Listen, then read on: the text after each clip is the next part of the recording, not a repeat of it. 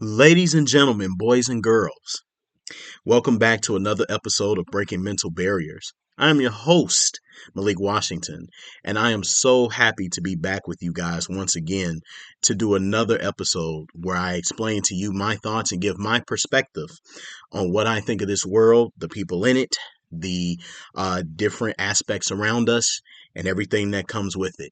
On this channel, I come here to provide perspective, but also to receive perspectives from people of different walks of life. Doesn't matter if you're religious, doesn't matter if you're non-religious, doesn't matter your creed, your race, or whatever. Here, don't really care who you are or where you come from. All I want from you is your 2 cents. Penny for your thoughts in general. On this channel, you're here to learn from me, as I'm here to also learn from you if you have something that you wish to say, whether if you agree or disagree with me in difference. I love to have anyone on here that wants to speak to me or wants to give me perspective or wants to tell me how I'm wrong or even agree with me and how I'm right. And we piggyback off of each other. We can also disagree with each other, but also sharpen each other in our perspectives and where there may be flaws in our logic, where there may be strengths in our logic, or whatever may help to fortify whatever it is that either one of us believe. Nonetheless, breaking mental barriers was initially established, of course, to talk about biblical perspectives. Initially, it was to break the barriers. Didn't matter what religion you were in, or if you were non-religious indifference. If you wanted to learn about the Bible, I provided you my biblical perspective, and I still do to this very day because the Bible is my foundation, has always been and forever will be. I can't speak for everyone else, but I can speak for me, moi. And therefore, it is the very essence of why I speak on it, because in my everyday life, I'm doing other things. I'm very busy, and life is pretty much going great. I'm either traveling or I'm working or I'm doing miscellaneous things. And I don't always, of course, get to teach scripture. So, podcasting, I've been doing it ever since I was in high school, attempting to speak to the masses about different perspectives within scripture, arguing, debating, even just having casual conversation with people who think differently from me. Of course, over the years, breaking mental barriers used to be known as Off the Dome exclusive, and it expanded into breaking mental barriers because I felt there was a more appropriate title for this podcast. And therefore, because I wanted to break the barriers or the bubbles of people who have their perspectives and to open them up to logic, deductive reasoning, and just simple dialogue. I'm not in the business of proselytizing you unless you want to change. I'm not in the business of making you someone into who you're not unless you want to be someone that is different from what your current state is right now. I am not here to make you think how I think. I am merely here to simply make you think. And by thinking, you think in a way that is, of course, logical, but you also think according to what you believe to be true or what you believe to be false. And we both have those conversations and we cross reference how we think that this is so. Therefore, everything is open to scrutiny, including my thoughts, including yours. I don't think that these things should warrant death. I don't think that these things should warrant you letting people go because you both have disagreements. I think that it is a part of life that everyone gets to speak what they believe is right and what they believe is wrong. Although everything that everyone says out of their mouths isn't necessarily true, isn't always accurate, isn't always right, even though they may dare to think themselves right, myself included. And therefore, that's why it's always good as humanity to have conversations, because conversations can lead to better understanding. Moreover, conversations where you both listen to each other to understand one another's perspectives and not try to override or to regress other people's beliefs will help you to better navigate your own belief as well as navigate other people's beliefs as well. Now, this does not mean you have to necessarily concede to everyone's belief that just because someone says something to you that isn't necessarily your foundation, it doesn't mean you have to concede or advocate for their foundational belief. What it simply means is that we all come from different walks of life and we believe different things, and that's okay. That's normal, right? But it's always good to try to understand the other side, because sometimes not understanding can lead to stigmas. It can lead to lies. It can lead to caricatures, exaggerations, embellishments, things that are not entirely true about people. And we insinuate that about them because of what we heard from other people, because of hearsay, because of rumors, because of what we see on social media. Breaking Mental Barriers is here to help you guys navigate these different thoughts, these different titles, these different situations we go through in life, whether if it is to the extreme or even if it's just on a more municipal or local level. The conversation, bottom line, the conversation is to be had. And unlike many people that come from past times who were philosophers, speakers, truth tellers, I am one, and maybe I'm not so different in this respect, of course, because there have been millions of humans that came before me. So I'm sure my thoughts are not too avant-garde, but I dare to believe that I am the type of speaker, the type of truth seeker at that, who believes in giving you the information, planting the seeds, but letting you take that information with what you will, and you do as you so choose. What I throw out there to you, you can take it or leave it. You can go and study it. And the main thing I have always said on this channel, for those of you who have listened to me long enough, is for you to simply take what I say. Don't believe it necessarily, but go and research it and then apply it to your life. Apply within it what is applicable and make it so to your benefit. I'm not here to try to convince you otherwise.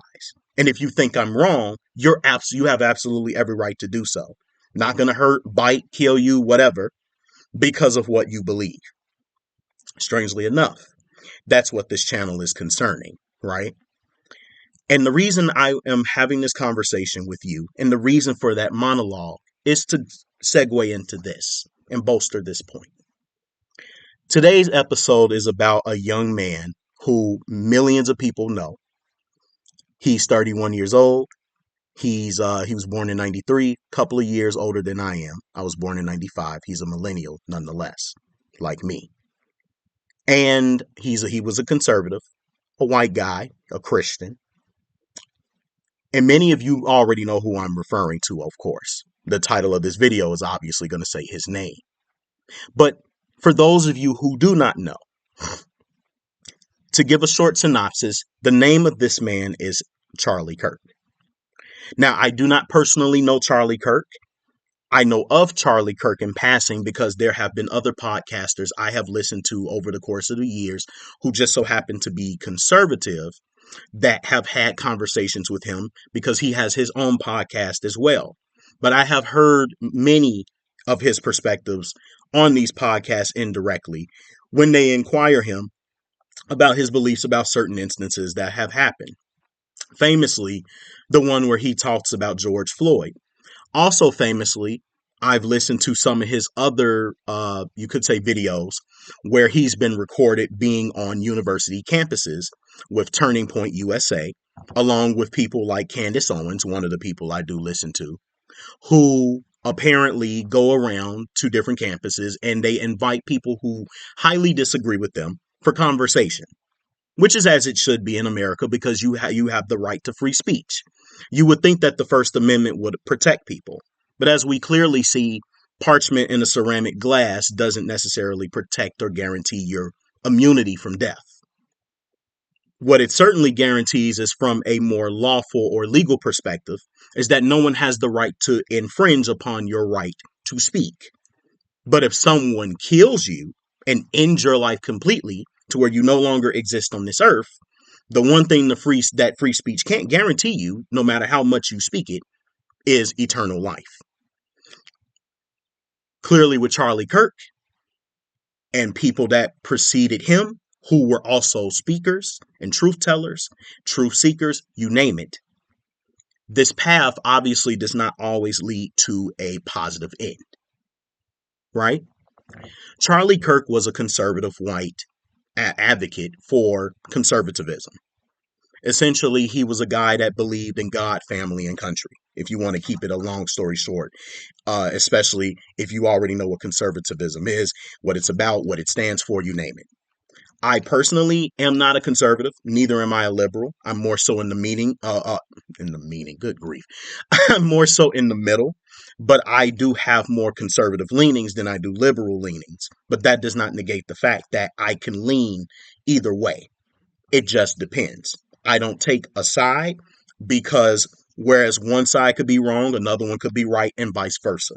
It just depends on what we're talking about, what the conversations are, what the arguments are, and whether if one argument is outweighing more so to be more truthful than the other, depending on what the facts are saying. I have always been one that says that I don't lean on anyone's side. I lean on the side of truth. Truth stands on the merits of what the facts are or what the truth is. And whatever that is, that's what I stand for. And anyone who happens to be on that side as well, that's where I just so happen to be. Not because they are there, though. And so, with that being said, when it comes to political affiliations, I have none. When it comes to religious affiliations, I have none. But my foundation is biblical principle because of as far as I could remember since I was young, starting off as a Baptist Christian, then working my way to being a Hebrew Israelite, and then coming out of that and now being non-denominational where I'm of no religious denomination, but the Bible is still my foundation because I am personally reading the Bible for my own knowledge, for my own understanding, for my own personal relationship with Yah, with Abba Yah and Yeshua ben Yosef. That's it. That's all. And I go off verbatim with what scripture says, and I try to follow through with that. And that is the kingdom and the foundation of which I build the truth upon. Nothing else, nothing more, nothing less. Now, if we're having conversations about things outside of the spiritual, sure, I talk about other things that are truthful as well, right? But I learn more so from others around me in terms of observing what they do, observing what happens, and making and garnering wisdom based off of that because I don't know everything. But by viewing other people, their mistakes, what they've done right, what they've done wrong, I can pick from it what would be a blessing for me because by me not having known their lifestyles, their way of thinking, how they perceive things, I would not be the man that I am today because of it. In fact, it's because of the crash test dummies out here that are doing some of the stupid shit that they do and saying the things that they say that I learned from that as a truth seeker, as someone who is looking at the world with a discerning eye.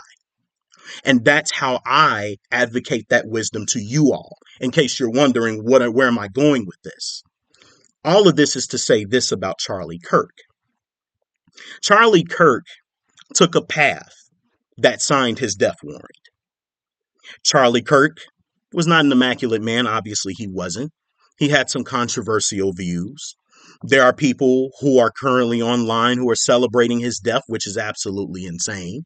Because who in the world wants to celebrate death over something so gruesome because someone is politically dichotomous from your understanding of the political reality of the world? It's clear that we all have two opposing views. Charlie Kirk just so happens to not be on your side, and therefore it is the very essence of why you stand against him. Now, don't mistake in this for me saying that I disagree with someone having a disliking or hatred of somebody that they deem to be hateful or spreading hatred. And that's assuming if they were actually doing that. From my personal observation, I did not see that in Charlie. I have heard some of the talking points that you all have thrown out there about some of the things he said about black people, the things he said about George Floyd, some of the principles he was advocating for from the perspective of the nuclear family, how he's against abortion, how he's homophobic towards the LGBTQ, and the specific quotes that he's uttered that you all are bringing out after his death and saying that this is what he said. But what from what I'm hearing and from what I went back and listened to, I think a lot of it was taken out of context. But this video isn't to debunk the lies. The video is to talk about Charlie Kirk and the dark truth of being a truth teller or being a truth seeker or simply being someone who is a voice of reason. Since the dawn of time, I would even dare so, since the dawn of civilization, since humans were able to develop societies, political violence, more so political assassinations, or even just the idea of murdering or killing people over ideas or concepts, has been a long tradition that has been happening in throughout history. It has happened since Socrates. Socrates, when he was forced by the people of Athens to drink hemlock, and he did so proudly because he believed that he came here by the gods to speak against some of these traditional norms and some of these traditional idealisms that the Greeks had back then, to Yeshua ben Yosef, aka Jesus Christ, who came down here through his father to first save the Jews, and then eventually salvation got extended to the Gentiles, but ultimately to teach the Gentiles the Jews the error of their ways, because they were adding more unto the law of Torah versus following the spirit or the intent behind Torah. And he had to come down here and exemplify it. His people didn't like him, and they killed him as a result by crucifying him. Shinzo Abe in Japan was killed. John F. Kennedy, the president, was shot and murdered. MLK, who fought for nonviolence and to be peaceful, he got murdered. Malcolm X, he got murdered by his own people for speaking about the truth behind Islam and who it was really for, as opposed to who it was really against, and wondering who was the real enemy in essence. And Malcolm X noticed it, at one point in time he was brainwashed into believing this one way of thinking. But if you read his biography, he eventually came to a certain truth that his own group did not like, and eventually they murdered him. So many people throughout history, as we have seen, especially when it comes to truth tellers, they have not always met a great end. And if you notice, there is a trend where many of them die young, and they die gruesome deaths. Now, in America, America was established on one of the main premises, which is the First Amendment, the right to free speech. Strangely enough, you would think in a world where you live and have the right to free speech, nobody dies, right? But look what happened. Look what happened in the 60s. It repeated itself. Suddenly, another person is now getting killed because of what they believe in. And this is not something that's supposed to happen in this country. It's not supposed to. Doesn't mean it won't. There's a difference. Just because we may not want it to happen doesn't mean it won't happen. And so the fact remains is that the truth of the matter is that in this world, doesn't matter what age you look at, there are nutcases that have existed and they continue to exist to this day. Many of us in society have been polarized, left versus right. Of course, you have the middle, but the middle tries to stay away from the left and the right, and they straddle the fence because both left and right have the propensity to do the exact same thing and then call each other out, clash with each other like two crazy ass high tides and splashing a mess, therefore creating all of this political upheaval and current chaos that we see to this day. Is it a surprise that Charlie Kirk gets killed suddenly by some radicalized white guy because of his beliefs, because of his conservative views, which have been around since the dawn of this country? It's nothing new, right? But some people feel like Charlie Kirk is a fascist. He's a racist. He's a homophobe. He's a transphobe. He's all these different things. And yet, some of those same people, whether they were gay, if they were straight, if they were Christian, if they were non-believers, if they were Christian, if they were actual Christians, if they were Muslims, it didn't matter. People spoke to Charlie Kirk. And Charlie Kirk, from what I noticed in his conversations, he spoke to people relatively in a friendly and meek and humble way. Laughed with them. Try to understand their perspectives, listen to them very intently so that he could argue their actual points and kind of bury them, if that makes any sense, because typically when you debate, you listen, you ask questions, you see where a person stands. And once you figure it out, then you start building that prison. You build the prison to where now I understand what you're saying. But now I'm about to turn your logic on its head and lock you in it. And that's what a lot of great debaters do, right? That's what Charlie Kirk would do. And from what we've heard, because I have listened to a lot of podcasters speak about their testimonies about Charlie Kirk, because they were personally with him, they were friends with him, he was family to them, especially Candace Owens. Candace Owens was like literally his like right hand. They were inseparable, right? They were inextricably linked to one another. And so he doesn't sound like a bad guy, not according to what people have witnessed about him, right? And my thing is, Charlie Kirk, yes, was definitely an icon for the time that he lived in because he influenced so many people. But also amidst this influence, he also pissed a lot of people off. It's kind of expected that to some degree, he was going to get hatred. He was going to get assholes. And he was going to get these people who are absolutely crazed that don't give a shit. And they say, yeah, I'm glad that he's gone. I'm glad that he got shot. I'm glad this and I'm glad that. Society, people, we have become very desensitized. Let's be honest. We have become very desensitized. We consume a lot of media every second of the day, every minute of the day. Let's also not forget, many of us have become very apathetic as well. And I don't hear many people mention that word. And that's very key here, because what we see happening, especially with leftist mindsets or just people who don't like people in general for their belief systems, is a sense of apathy. I don't care about what happens to the next person until it happens to me. Unless it happens to me, why should I give a shit about what happens to them? And that is the mentality that is existing. It's persisting right now. It's a sickness because of how much consumption we take in media and one-sided narratives and not doing our own research and having low attention spans. It's all a psychological breakdown. It's a trickle effect. And that's exactly what's happening right now with a lot of us as Americans, is that we have been psychologically broken down to an instinctive level to just say, fuck everybody that doesn't think how I think. It's my way or no one's way at all.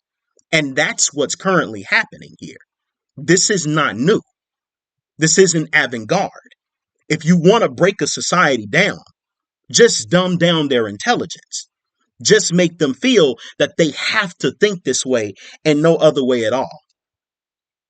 Make them think that if anybody opposes their rule, their authority, their way of thinking about things, demonizing everyone else, regressing everyone else's ideas and just progressing theirs, then we shall be the ones that know it all, and everyone else should not know what we know or believe what we believe. And if they don't attempt to understand what we believe, we're going to demonize them in every way. We're going to censor them in every way. We're going to knock them down in every way. You'll damn near get lucky as a truth teller or a truth seeker if someone decides to just merely unfriend you or dislike you or just say, I don't agree with your views. That's kind of saying that you dislike someone's beliefs or views is healthy. Saying that you dislike someone and you want to unfriend them and you no longer want to be around them, or you think they should die because of their beliefs, is extreme. At least in my humble assessment, it is an extreme. And unfortunately, this is the conclusive result that we come to. And it's no surprise that his assassination happened, because look how polarized the country is. Look how heated everyone is. Look what happened with Donald J. Trump. And this is not new. Conservatives had been bullied going back as far as the COVID era. Let's not forget. They kept getting censored because people were talking about how they didn't want to take the shot. But the federal government insisted people take the shot, insisted to be 6 feet, insisted to wear masks, insisted that anybody who did not take the shot was a carrier. Anybody who wasn't sick was yet and still a carrier. And then later on, some of these people were kind of turning into wardens, trying to tell everybody what to do, as if they had the power to tell people to clean themselves and do this and do that. Don't gather here, don't gather there.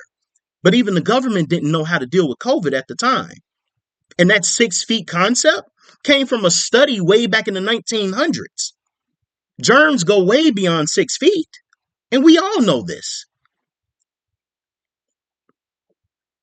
We all know this. If you were bound to get sick, and if you were bound to get COVID, you were bound to get it. The only thing that could save you was God's grace. And if you don't believe in God, maybe a stroke of luck. But otherwise, you were bound to get it one way or the other. Luckily for me, I didn't get it. But for others, they did. But guess what? Some survived. Not everyone did. Millions died. But some survived. And they built antibodies against it, which is natural for the body to do. To literally get germs, bacteria, become sickly. The immune system begins to develop and train itself because now some entity, foreign entity that went into your body created something dangerous, and now it has to try to get it out. Therefore, developing antibodies to help you against the next. Oh, sorry. I don't know why I just said sorry. Anyway, yes, developing antibodies in order to help you. Hence why we cough, we sneeze, all that jazz.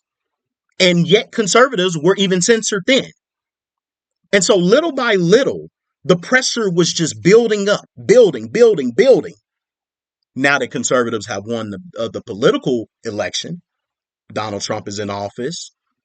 People fought hard. People voted. People did everything. Now it's gotten even higher. Now the pressure is on even more because they don't like Donald Trump. So now you go after his followers. Now you start picking at them. Now you start talking shit. Now you become hardened of heart. And then boom, here we go. More assassinations are occurring. More people are becoming more polarized. Now you kill a martyr. You make somebody into a martyr. You make somebody into a fucking hero. Now his belief becomes widespread. Look at what happened to Socrates. Socrates drunk poison. What happened? 2,000 years later, or 3,000 years later, here we are. Socrates is talked about in universities all across the United States, probably even worldwide.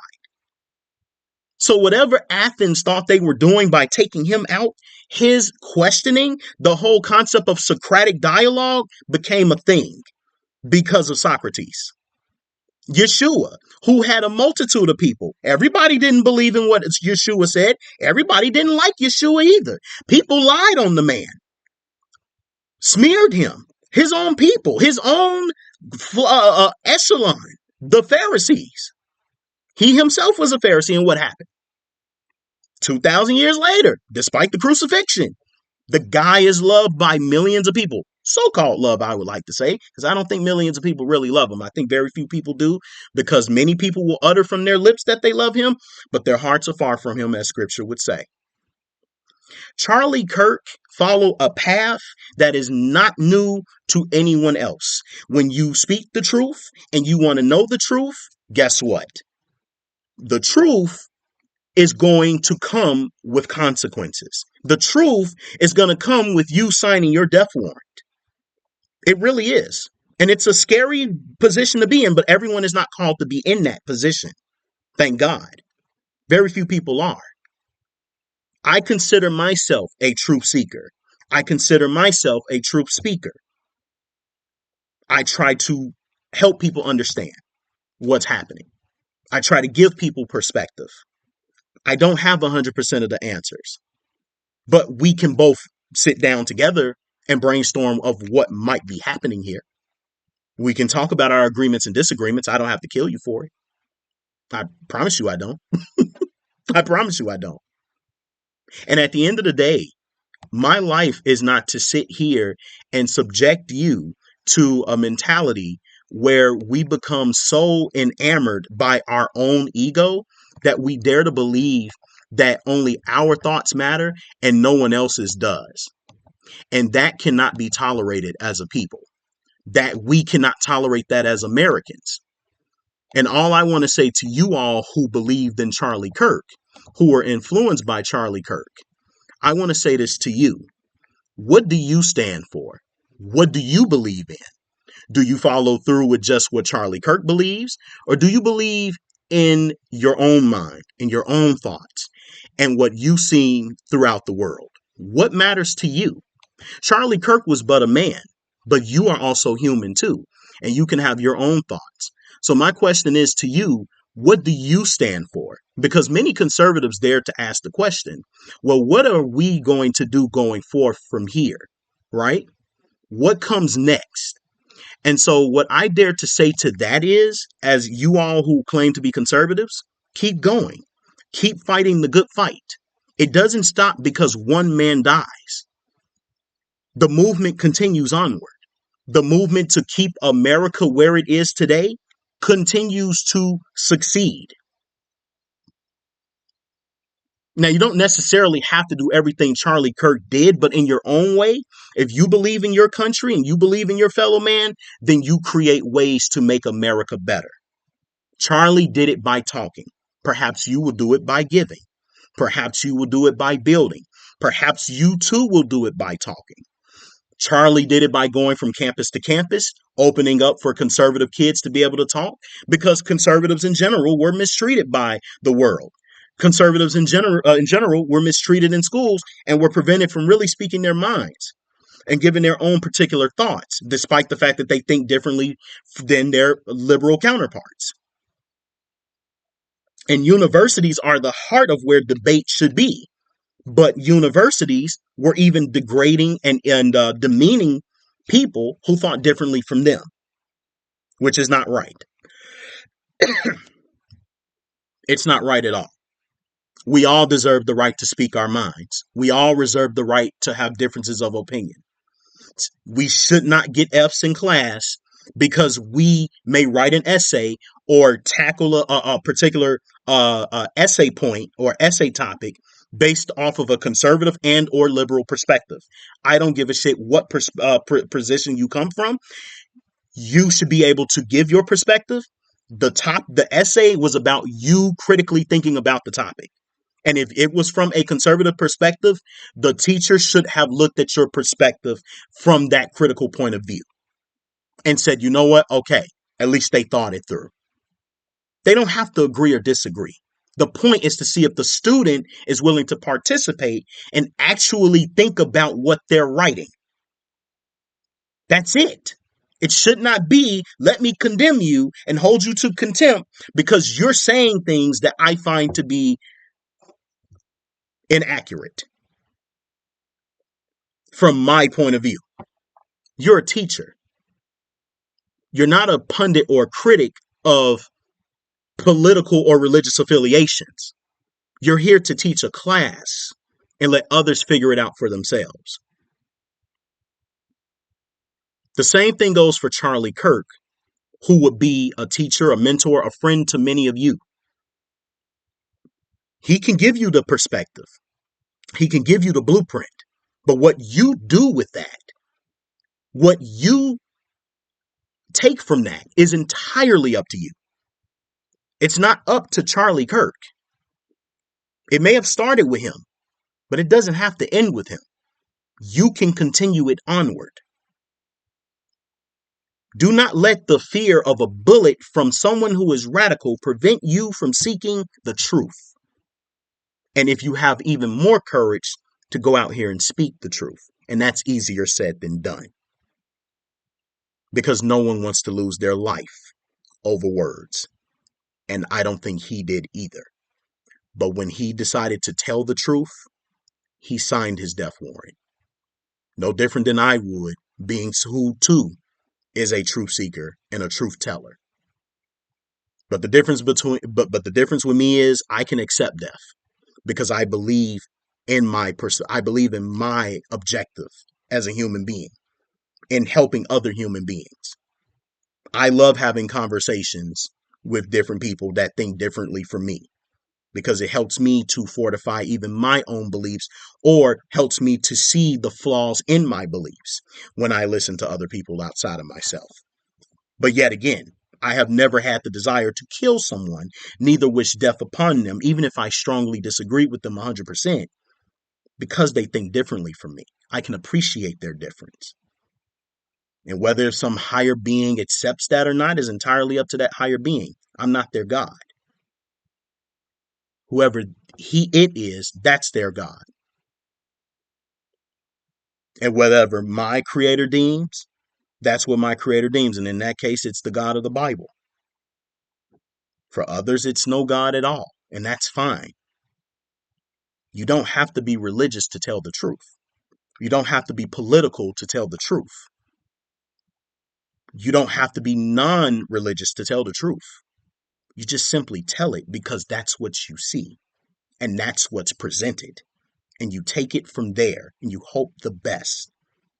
But we are not guaranteed immunity from death because we speak the truth or we seek it.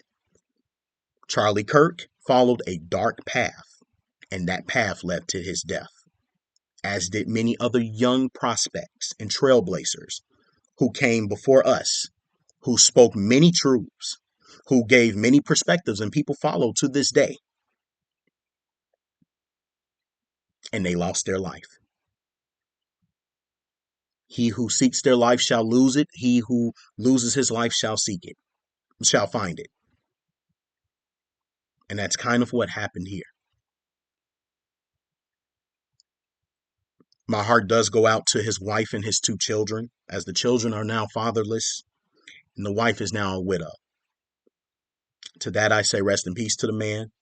I did not know him, but like everyone, I wish his family all the strength and the courage in the world, because that is hard. To his friends as well, and to all of you who were influenced by him. Don't let this stop you. You keep going. That's the way life has always been. Mourn, feel everything that you feel. Don't let not one emotion run away from you. Feel it all, because you're human. But then after a while, get back up, keep it moving, keep it pushing, and keep fighting what you need to fight for what you believe is right. And I'll leave it right there. Ladies and gentlemen, my name is Malik Washington. This is another episode of the Breaking Mental Barriers. I thank you for listening. If you got this far, comment, like, subscribe to this channel. I'd like to hear your thoughts, what you think about the situation, what you thought of Charlie Kirk. I don't care if you love or hate him. You be logical, be reasonable. Tell me what you're thinking. What's going on? What are you feeling? How did he influence you? Or did he influence you at all? Or did you not really know him? Did you not really care? That's fine. Let's have the conversation, but let's also be respectful. All right, people. Peace.